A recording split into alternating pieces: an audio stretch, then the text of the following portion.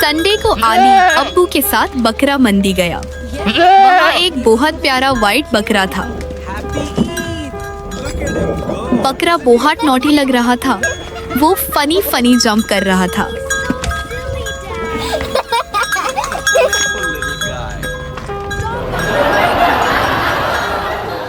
फिर अचानक बकरा रस्सी चुरा कर भाग गया और पूरी मंडी में हंगामा हो गया। ओह नो, रुक जाओ अली, वापस आओ। उसे पक दो। बकरा सीधा फ्रूट वाले ठेले पर पहुंच गया और एप्पल्स खाने लगा। No, look at his face. Get it away.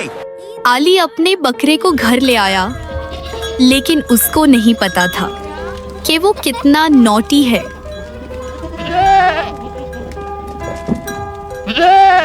घर आते ही बकरा आली के रूम में घुस गया और टेडी बेयर मुंह में पकड़ लिया। सुबह किचन से अजीब आवाज आ रही थी। बकरा फ्रूट्स खा रहा था। मेरा बनाना। थोड़ी देर बाद बकरा गार्डन में घुस गया और लीव्स खाने लगा। मम्मी का गार्डन।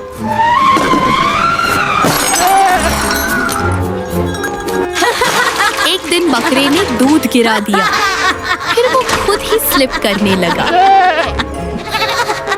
VIP बकरा। रात को बकरा सोफा पर चढ़ गया और किंग की तरह बैठ गया।